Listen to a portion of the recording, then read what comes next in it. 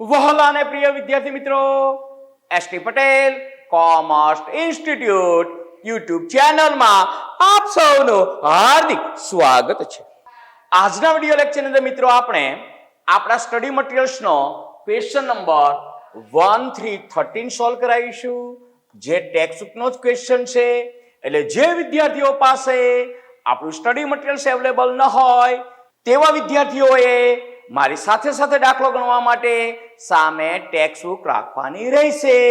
તો તમારો પ્રશ્ન હશે કે સર ટેક્સ્ટબુકમાં કયા નંબરનો ક્વેશ્ચન છે? તો ટેક્સ્ટબુકનો આ સ્વાધ્યાયનો ક્વેશ્ચન છે.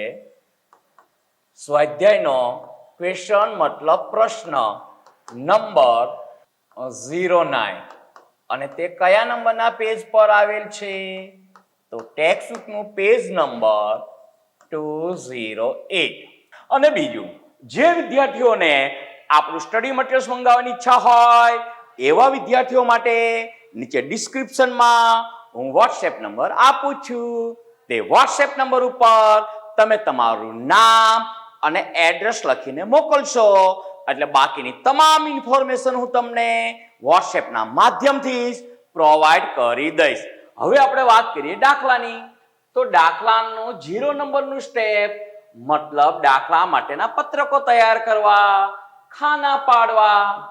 તો દાખલો ગણતા પહેલા દાખલા પર જરા પૂરતી નજર ફેરવી લઈએ, જેથી કરીને આપણને ખબર પડે કે દાખલો ગણવા માટેના રેગ્યુલર ખાના જ બને છે કે પછી એમાં કોઈ સામાન્ય ફેરફાર થાય છે.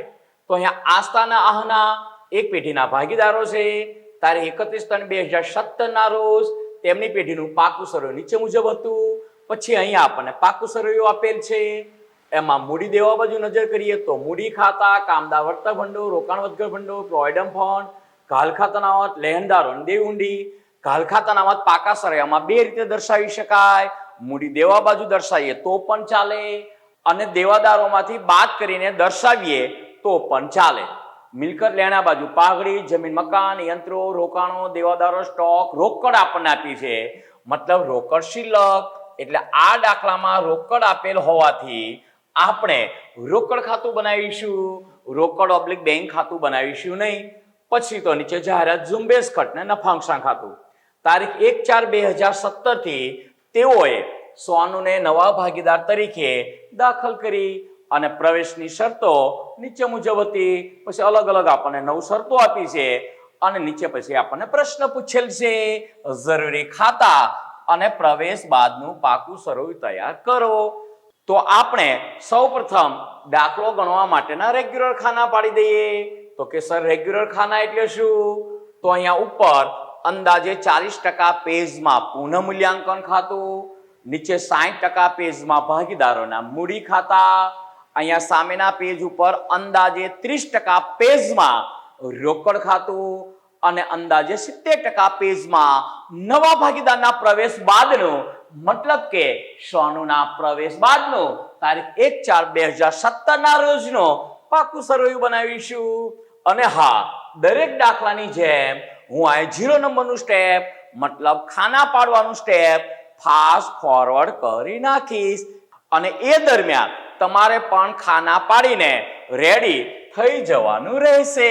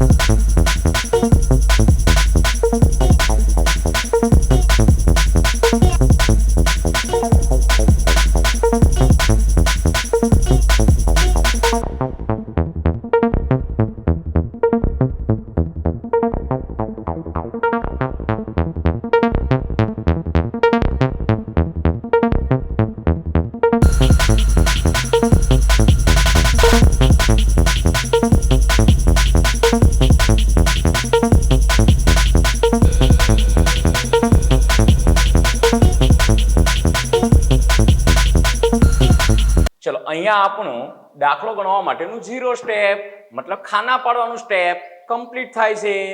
જરાક નજર ફેરવી લો તો પુનઃ મૂલ્યાંકન ખાતું, ભાગીદારોના મૂડી ખાતા, રોકડ ખાતું, તારીખ 1/4/2017 ના રોજનું પાકું સરવૈયું મતલબ સોનુના પ્રવેશ બાદનું પાકું સરવૈયું. હવે દાખલો ગણવા માટેનું સ્ટેપ નંબર 1. તો સ્ટેપ નંબર 1 શેનું હતું? તો કે સર મૂડી ખાતાની અને રોકડ ખાતાની બાકી લખો. મૂડી ખાતાની બાકી 76,000, 48,400 અને રોકડ ખાતાની બાકી 16,000. તો લખી નાખો. મૂડી ખાતાની બાકી ભાગીદારોના મૂડી ખાતામાં જમા બાકી આગળ લાવ્યા. કેટલા રૂપિયા? તો આસ્તામાં 76,000, આનામાં 48,400 અને સોનુમાં ડેશ. અને રોકડ ખાતાની બાકી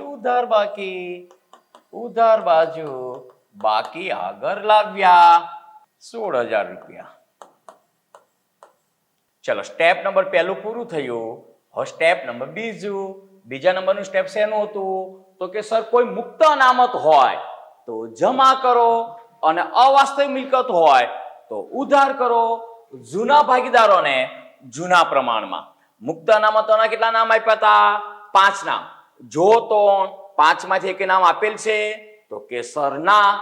અવાસ્તવિક મિલકતના કેટલા નામ હતા? 3 નામ. 3 માંથી એક આપેલ છે? હા, 2 નામ આપેલ છે. જો જાહેરાત ઝુંબેશ ખર્ચ અને નફા નુકસાન ખાતું. તો બીજા નંબરના સ્ટેપમાં 2 એન્ટ્રી થશે. જાહેરાત ઝુંબેશ ખર્ચ અને નફા નુકસાન ખાતું અવાસ્તવિક મિલકત છે એ જૂના ભાગીદારોને જૂના પ્રમાણમાં. હવે જો તો જૂના પ્રમાણ વિશે કઈ વાત કરી છે? તો કે ના સર, ઉપર તો નથી આપ્યું. નીચે ક્યાંય જૂના પ્રમાણ વિશે વાત કરી છે? તો ના. નવા પ્રમાણ વિશે વાત કરી છે પણ જૂના પ્રમાણ વિશે કોઈ જ વાત કરી નથી. તો એનો મતલબ એવો થયો કે જૂના ભાગીદારો કોણ? આસ્તા અને આના સરખા હિસ્સે નફો નુકસાન વહેંચી લેતા હશે. એટલે જાહેરાત ઝુંબેશ ખર્ચ, નફા નુકસાન ખાતું 3,200 અને 4,000 જૂના ભાગીદારોને જૂના પ્રમાણમાં મતલબ સરખા પ્રમાણમાં વહેંચી દો. તો મૂડી ખાતામાં ઉધાર બાજુ લખો. જાહેરાત ઝુંબેશ ખર્ચ, જાહેરાત ઝુંબેશ ખર્ચ ખાતે કેટલા રૂપિયા છે? 3,200. એને સરખા પ્રમાણમાં વહેંચશો એટલે 1,600 અને ડેશ. પછી બીજી અવાસ્તવિક મિલકત કઈ હતી? તો કે સર નફા નુકસાન ખાતું. તો લખો નફા નુકસાન ખાતે 4,000 રૂપિયાને જૂના ભાગીદારને જૂના પ્રમાણમાં મતલબ સરખે હિસ્સે એટલે 2,000 ને ડેશ. ચલો બીજું સ્ટેપ પૂરું થઈ ગયું.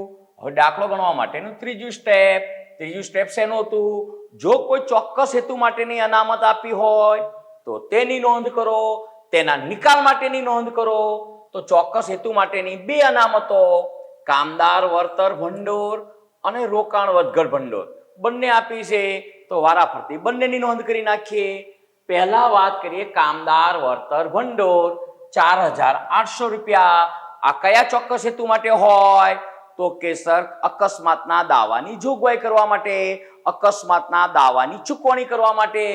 અને એની ચૂકવણીની માહિતી જો આપેલ હોય તો ક્યાં આપેલ હોય? હવાલામાં જુઓ તો ચોથા નંબરનો હવાલો. કામદાર વર્તનનો દાવો ₹3,200 મંજૂર કર્યો. મતલબ કામદાર વર્તનનો દાવો 3,200 રૂપિયા ચૂકવવાનું નક્કી કર્યું. તો એ ચૂકવવા માટેની આપણે જોગવાઈ કરવી પડશે. એ આપણું દેવું કહેવાય. પાકા સરયામાં મૂડી દેવા બાજુ અંદાજે આટલે લખી નાખો. કામદાર વર્તનના દાવાની જોગવાઈ અથવા કામદાર વર્તનના દાવાની ચૂકવણીની જોગવાઈ તો પણ ચાલે. કામદાર વર્તનના દાવાની જોગવાઈ કેટલા રૂપિયા ચૂકવવાનો નક્કી કર્યો? તો કે 3200 રૂપિયા. આ 3200 રૂપિયા. હજુ તો આ જોગવાઈ કરવા માટે આપણે બચાવીને કેટલા રાખ્યા હતા? 4800.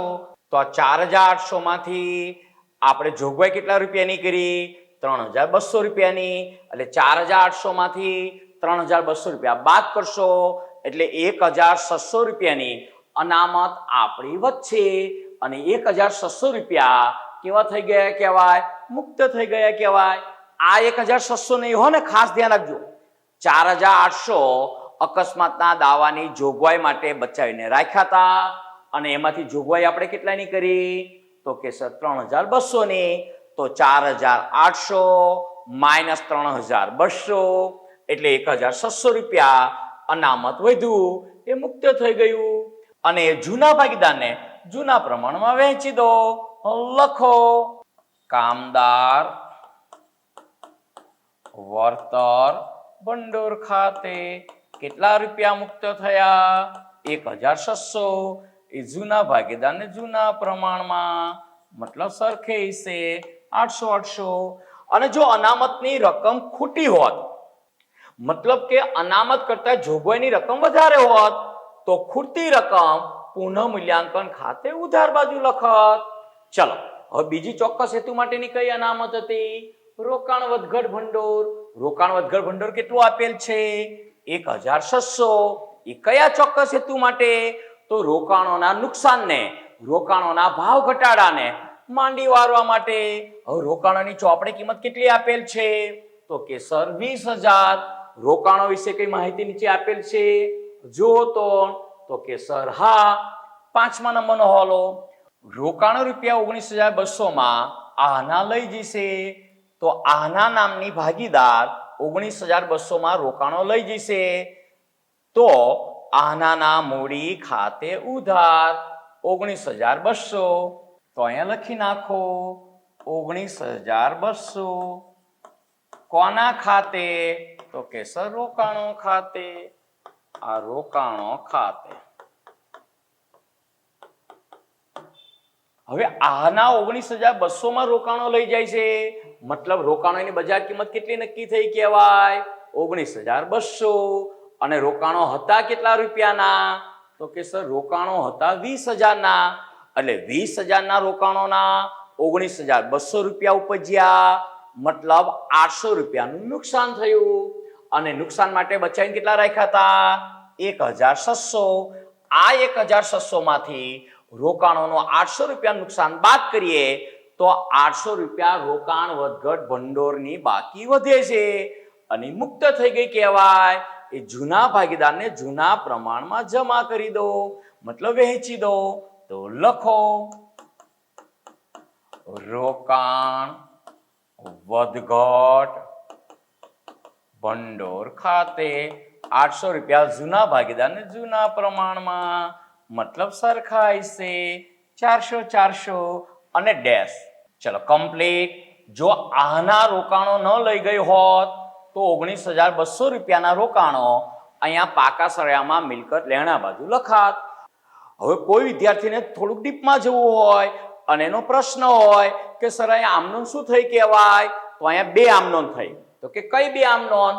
પહેલા તો રોકાણ વધઘટ ભંડોળનું ખાતું પુનર્ગઠન વખતે ફરજિયાત બંધ થઈ જાય, એટલે રોકાણ વધઘટ ભંડોળ ખાતે ઉધાર 1600 રૂપિયા. રોકાણો 20000 ના હતા, 19200 ના થાય છે, મતલબ 800 રૂપિયા કિંમત ઘટે છે, એટલે તે રોકાણો ખાતે જમા 800 રૂપિયા અને બાકીના 800 રૂપિયા મુક્ત થઈ જાય છે રોકાણ વધઘટ ભંડોળના. એટલે તે આસ્તાના મૂડી ખાતે જમા 400, તે આહનાના મૂડી ખાતે જમા 400.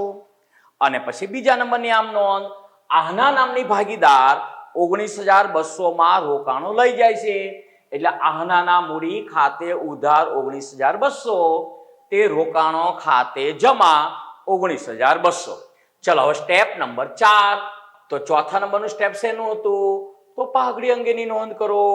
જો પાઘડી દર્શાવેલ હોય તો જૂના ભાગીદારના મૂડી ખાતે માંડી વાળો જૂના પ્રમાણમાં, અને પછી નવો ભાગીદાર પાઘડી પેટે રોકડ લાવે તેની નોંધ, અને નવો ભાગીદાર પાઘડી પેટે રોકડ ન લાવે તેની નોંધ. પહેલા આપણે આની વાત કરો.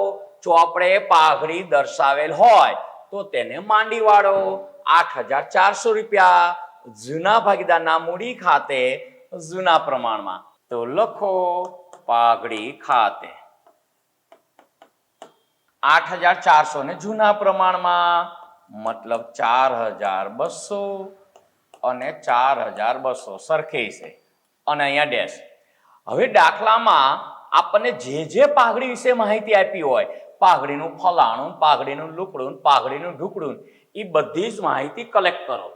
તો અહીંયા વાત કરીએ તો પહેલા નંબરના હવાલામાં મૂડી તરીકે ₹80,000 અને તેના ભાગની પાઘડી પૈકી ₹7,200 રોકડા લાવશે.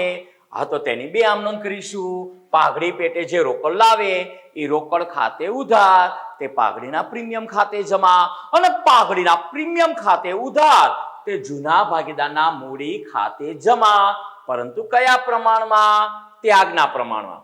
બીજી વાત કે અહીંયા નવું નફા નુકસાનનું પ્રમાણ આપેલ છે, તો જૂનું પ્રમાણ એ જ ત્યાગનું પ્રમાણ નહીં બને.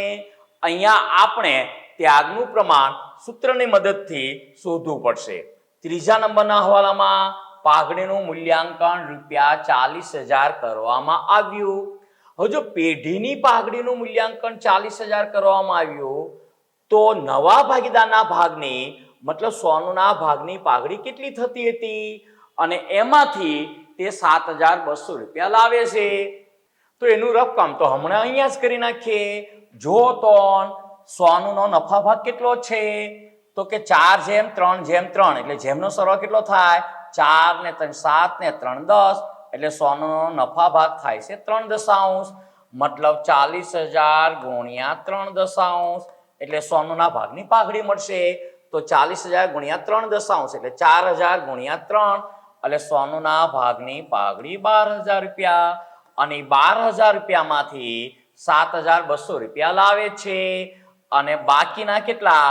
તો 12,000માંથી 7,200 બાદ કરશો એટલે આવશે ₹4,800, અને ₹4,800 લાવતા નથી, એટલે જે નથી લાવતા એટલી રકમ મૂડીમાંથી કટ થશે. મતલબ મૂડી ખાતે હવાલો નાખી દઈશું, કઈ આપણે જતા નહીં કરીએ. ચલો કમ્પ્લીટ. ફરીથી એક વખત કહી દઈએ. પાઘડીનું મૂલ્યાંકન ₹40,000 કરવામાં આવ્યું, અને નવા ભાગીદારનો મતલબ સોનુનો નફા ભાગ 3 નક્કી કરવામાં આવ્યો, એટલે 40,000ના 3 મતલબ 12,000, અને ₹12,000 પાઘડી સોનુએ લાવવી જોઈતી હતી, પરંતુ તેમાંથી કેટલા લાવે છે? ₹7,200 લાવે છે, અને બાકીના 4,800 લાવતી નથી. તો ₹4,800 તેની મૂડીમાંથી કટ કરી નાખીશું, મતલબ તેનો હવાલો આપણે મૂડી ખાતે નાખીશું. હવે આ બંનેની એન્ટ્રી કરવા માટે આપણે ત્યાગના પ્રમાણની જરૂર પડશે. તો સૌ પ્રથમ આપણે વર્કિંગ નોટમાં જઈને ત્યાગનું પ્રમાણ શોધી નાખીએ. તો અહીંયા લખો. શું લખશો?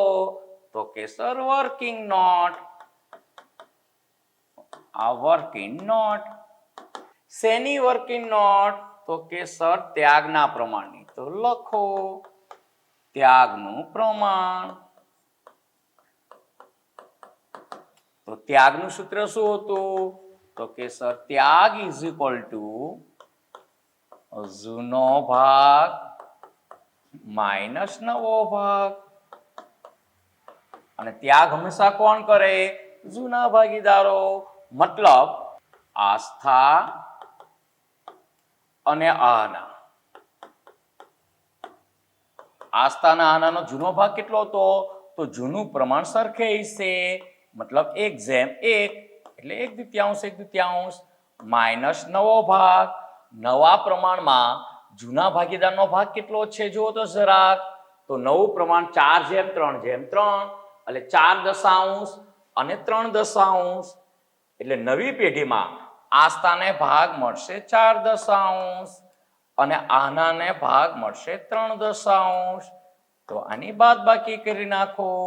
હવે આની બાદબાકી કરવાની પદ્ધતિ ઘણી બધી છે અને મને ખબર પણ છે કે કોમર્સના 50% વિદ્યાર્થીઓને આવડતું હોતું નથી.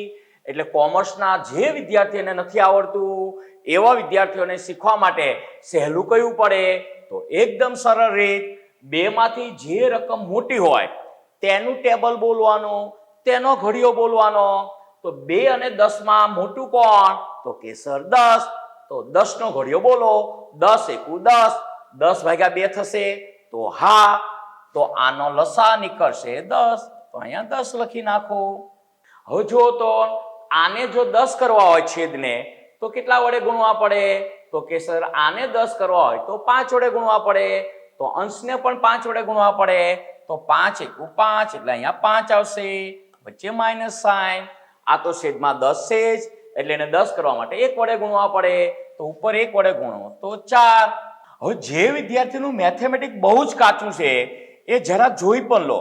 આનો મતલબ શું થયો તો કે સર 5/10 માઇનસ 4/10. તો જો આપણે એની એ જ કિંમત લખી છે 5/10 મતલબ 5 ઉડાડો. તો આને કેટલા કહેવાય તો કે સર 1/2. તો 1/2 ના 1/2 અને આ 4/10 તો 4/10 ના 4/10. કોઈ કિંમત ચેન્જ થતી નથી. ચલો અહીંયા વાત કરીએ તો આ 2 ને 10 કરવા હોય તો કેટલા વડે ગુણવા પડે તો કે સર 5 વડે. તો આને 5 વડે ગુણો તો 5 એકુ 5, આ માઇનસ અને આ તો છેદમાં 10 જ હતા એટલે તેના તે જ. હવે જુઓ તો 5 - 4 મતલબ 1/10. અહીંયા જુઓ તો 5 - 3 મતલબ 2/10. નીચેનો શેષ સરખો જ છે. તો ત્યાગનું પ્રમાણ આપણને કયું મળ્યું તો કે સર 1/2. આ આપણું ત્યાગનું પ્રમાણ છે. ચલો હવે આપણે પાઘડીની નોંધ ઉપર આવી જઈએ. ત્યાગનું પ્રમાણ આપણને મળી ગયું 1/2. હવે પાઘડીની બંને પોઈન્ટની નોંધ કરવાની છે. નવો ભાગીદાર જે પાઘડી પેટે રોકડ લાવે તેની અને નવો ભાગીદાર જે પાઘડી પેટે રોકડ નથી લાવતો તેની. તો નવો ભાગીદાર પાઘડી પેટે 7,200 રૂપિયા લાવે છે. તો એની આમનું શું થશે તો કે સર રોકડ ધંધામાં આવે તો ઉધાર એટલે રોકડ ખાતે ઉધાર 7,200. તે પાઘડીના પ્રીમિયમ ખાતે જમા લખો. સામેના ખાતાનું નામ પાઘડીના પ્રીમિયમ ખાતે. રોકડ ખાતે ઉધાર 7,200 તે પાઘડીના પ્રીમિયમ ખાતે જમા 7,200. હવે બીજી આમનો પાઘડીના પ્રીમિયમ ખાતે ઉધાર પાઘડીના પ્રીમિયમ ખાતે ઉધાર 7,200 તે જૂના ભાગીદારના મૂડી ખાતે જમા ત્યાગના પ્રમાણમાં. અને ત્યાગનું પ્રમાણ આપણે કેટલું શોધ્યું 1/2. તો 7,200 ને 1/2 માં વહેંચશો તો જેમનો સરવાળો 3 એટલે 7,200 ભાગ્યા 3 એટલે 24×3 = 72. મતલબ 2,400 અને 2,400 ગુણ્યા 1 એટલે 2,400 અને 2,400 ગુણ્યા 2 એટલે 4,800. એવું લાગે તો તમે કેલ્સીથી 7,200 ને 1/2 માં વહેંચી દેજો. ચલો નવો ભાગીદાર પાઘડી પેટે જે રોકડ લાવે છે તેની 2 આમ નોંધ કરી અને એની નોંધ પણ કરી નાખી. હવે નવો ભાગીદાર પાઘડી પેટે જે રોકડ નથી લાવતો તેની નોંધ મતલબ 4,800 રૂપિયાની નોંધ. તો 4,800 રૂપિયાની નોંધ શું થશે તો નવા ભાગીદાર મતલબ સોનુના મૂડી ખાતે ઉધાર તે જૂના ભાગીદારના મૂડી ખાતે જમા ત્યાગના પ્રમાણમાં. તો વહેંચી દો 4,800 ને ત્યાગના પ્રમાણમાં. તો 1/2 માં એટલે 4,800 ભાગ્યા 3 એટલે 16×3 = 48 મતલબ 1,600 ગુણ્યા 1 એટલે 1,600 અને 1,600 ગુણ્યા 2 એટલે 3,200. એની બીજી એન્ટ્રી નવા ભાગીદારના મૂડી ખાતે ઉધાર 1,600 અને 3,200. સામસામેના ખાતાના નામ લખી નાખો અહીંયા શું લખાય છે તો કે સોનુના મૂડી ખાતે, સોનુના મૂડી ખાતે. અને અહીંયા શું લખાય છે તો 1600 ની સામે લખાય છે આસ્થાના મૂડી ખાતે અને 3200 ની સામે આહનાના મૂડી ખાતે. તો અહીંયા લખી નાખો આસ્થાના, આ પણ શું મૂડી ખાતે. અને પછી અહીંયા લખી નાખો આહના ના મૂડી ખાતે. કેટલા રૂપિયા 3200. થઈ ગઈ ક્રોસ એન્ટ્રી.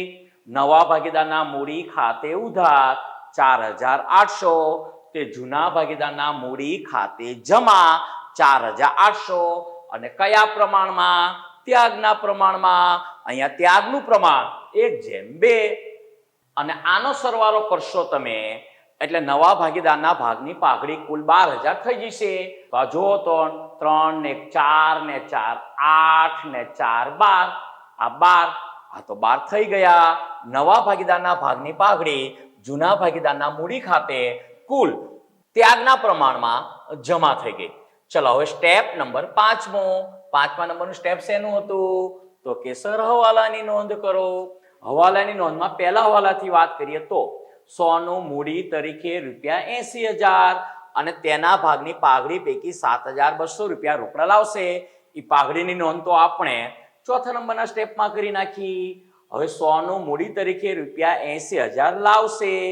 તો 80,000 રૂપિયા સોનું લાવે તો એના મૂડી ખાતે જમા અને રોકડ ધંધામાં આવે તો રોકડ ખાતે ઉધાર. 80,000 રૂપિયા લખી નાખો, આ બંનેમાં ડેશ કરી નાખો. અને રોકડ ધંધામાં આવે તો ઉધાર, રોકડ ખાતે ઉધાર. સામેના ખાતાનું નામ લખાય સોનુના, આ પણ શું મૂડી ખાતે. ચલો ત્યાર પછીના હવાલાની વાત કરીએ તો અહીંયા નવા નફા નુકસાનના પ્રમાણની વાત કરી છે, તેની કોઈ એકાઉન્ટિંગ એન્ટ્રી ન થાય. પાઘડીના મૂલ્યાંકનની વાત આપણે થઈ ગઈ. કામદાર વર્તનનો દાવો ત્રીજા સ્ટેપમાં એન્ટ્રી કરી નાખી. રોકાણો ₹19,200 માં આના લઈ જશે, એની નોંધ પણ ત્રીજા સ્ટેપમાં કરી નાખી. હવે એડજસ્ટમેન્ટ નંબર 6, રોકાણો પર મળવાનું બાકી વ્યાજ ₹2,400 નોંધેલ નથી. હવે રોકાણો પર મળવાનું બાકી વ્યાજ પાછું બે પ્રકારનું હોઈ શકે, એક ડ્યુ અને બીજું અક્રૂડ. જો કે 12મા ધોરણના લેવલે અહીંયા આપણે વધારે ડીપમાં નહીં જઈએ, પરંતુ લેખકશ્રીઓની અહીંયા ભૂલ જ કહેવાય. એઓએ સ્પષ્ટ કરી દેવું જોઈતું હતું કે રોકાણો 19,200 માં આના લઈ જાય છે, મતલબ પેઢીએ રોકાણો આનાને વેચી દીધા. તો પછી રોકાણો પર જે મળવાનું બાકી વ્યાજ 2,400 રૂપિયા છે એ હવે આનાને મળશે કે આપણને મળશે. અને અહીંયા લેખકોએ તેવી ધારણા કરેલ છે કે તે રોકાણોનું મળવાનું બાકી વ્યાજ છે 2,400, તે આનાને નહીં મળે. આનાને જો મળશે તો આપણે એવી શરત કરી છે કે જે અત્યાર સુધીનું મળવાનું બાકી વ્યાજ 2,400 છે તે તારે અમને આપી દેવું પડશે. એટલે ટેક્સ બુકના લેખકની ધારણા પ્રમાણે અહીંયા આપણે એની એન્ટ્રી કરવી પડશે. તો લખો મળવાનું બાકી, હા પણ શું રોકાણોનું વ્યાજ.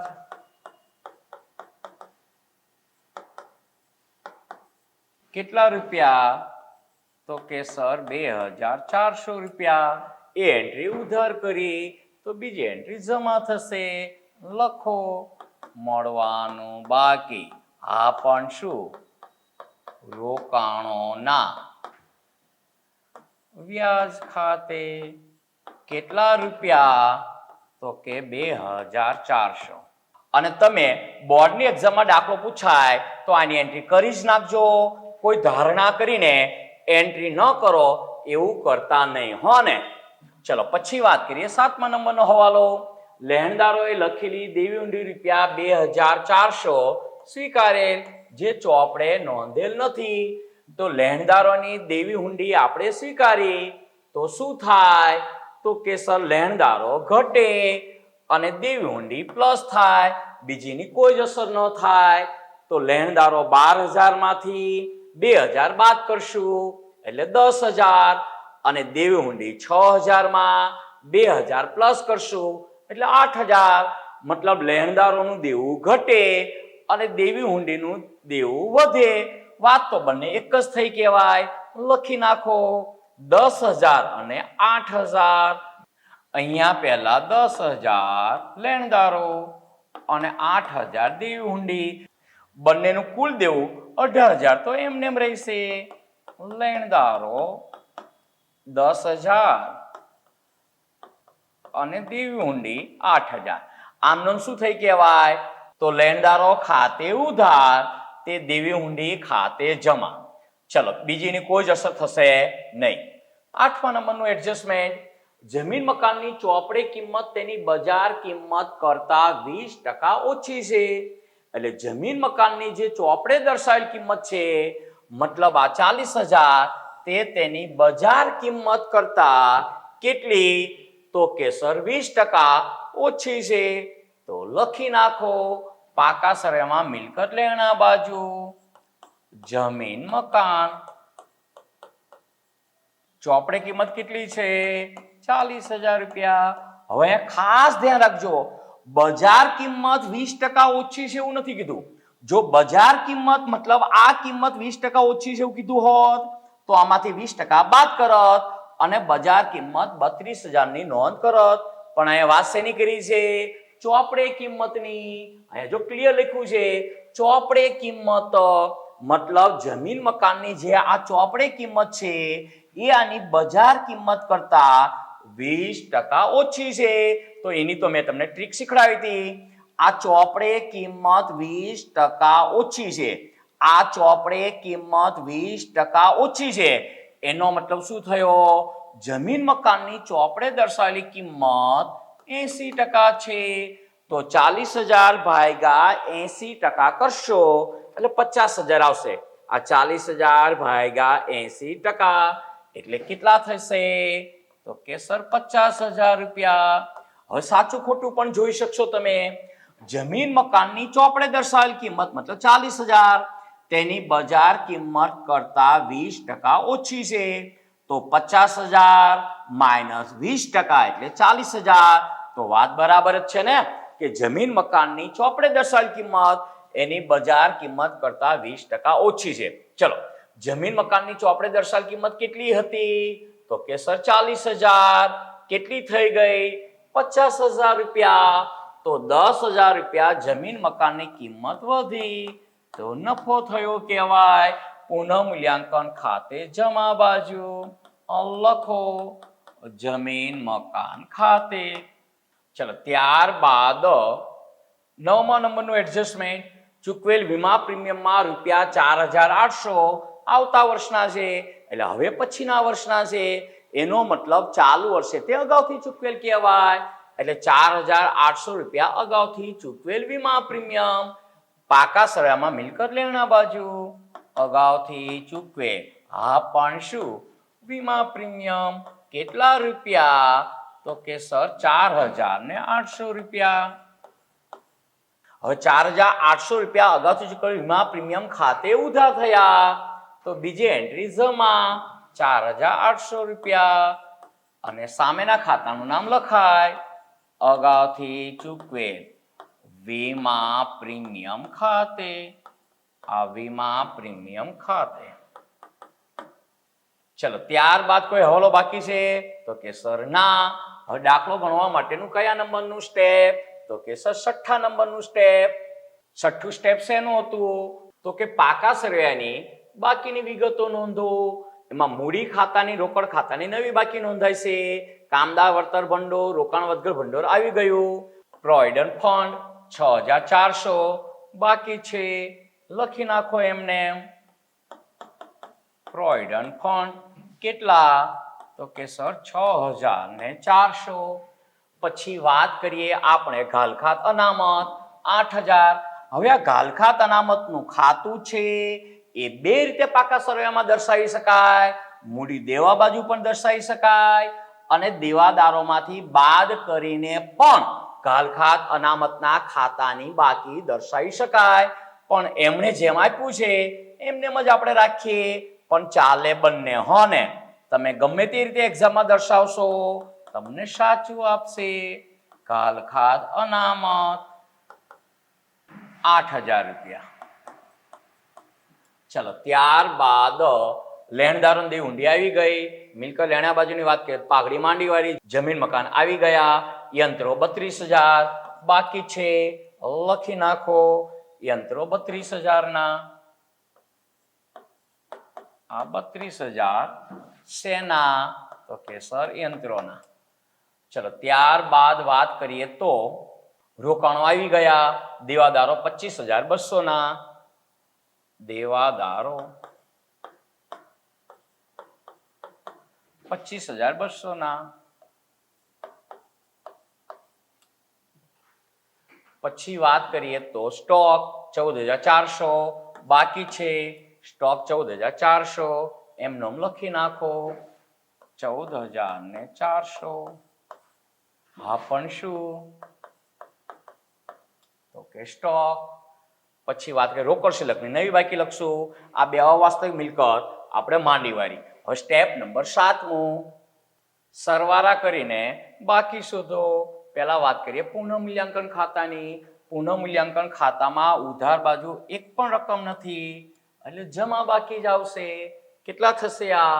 તો 12,400. 12,400 પ્લસ 4,800. આ 17,200. કોઈ પૂછે તમારા અમદાવાદમાં કેટલી બસો છે લક્ઝરી? તો 17,200. એ 17,200 ને અહીંયા લખો. એમાંથી ઉપરની રકમો બાદ કરો એટલે 17,200. આને પુનઃમૂલ્યાંકન ખાતાની જમા બાકી કહેવાય. અને શું દર્શાવે છે? નફો. ક્યાં લઈ જવાય? ભાગીદારોના મૂડી ખાતે. કોણ ભાગીદારો? જૂના ભાગીદારો. આસ્થા અને આના. કયા પ્રમાણમાં? જૂના પ્રમાણમાં. તો 17,200 ભાગ્યા 2 એટલે 8,600 અને 8,600. એની ક્રોસ એન્ટ્રી કરાવી દો. અહીંયા લખી નાખો. પુનઃ મૂલ્યાંકન ખાતે 8,600 આસ્થામાં અને 8,600 આનામાં, અને અહીંયા ડેશ. હવે મૂડી ખાતાના સરવાળા કરી નાખો અને બાકી શોધી નાખો. મૂડી ખાતાની બાકી ઓલવેઝ જમા બાકી જ હોય. ચાલુ ખાતા હોય તો ગમે તે બાકી હોઈ શકે. ચલો પહેલા સોનુના સરવાળાની વાત કરીએ તો 80,000 રૂપિયા. પછી આસ્થાની વાત કરીએ તો આ 76,000 અને 1,200 એટલે 77,200. પછી વાત કરીએ આની તો 2 ને 3 ને 4,000, 4 ને 8 12,600. આ 12,600 એટલે આવશે 89,800. આ સરવાળો થયો 89,800. હવે આનાની વાત કરીએ તો 48,400 અને આ સિંગલ લઈ લો ને. 48,400 પ્લસ આ થશે 1,200 એટલે આ થશે 6,000, મતલબ 9,200 પ્લસ 9,200 અને આ થશે 8,600 એટલે 66,200. આ સરવાળો થયો 66,200. હવે ત્રણેય સરવાળાને અહીંયા લખી નાખો. 89,800, 66,200 અને 80,000. હવે એમાંથી ઉપરની રકમો બાદ કરી નાખો. પહેલા વાત કરીએ 89,800 માઇનસ આ કેટલા થશે? તો કે 3,600. આ 3,600 માઇનસ 4,200 એટલે કેટલા આવશે? તો કે સર 82,000.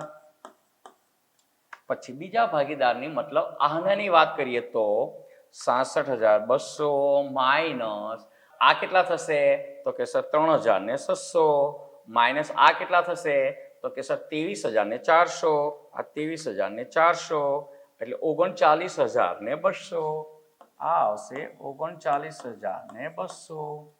અને પછી સોનની વાત કરીએ તો 80,000 માઇનસ 4,800 એટલે આવશે 75,200.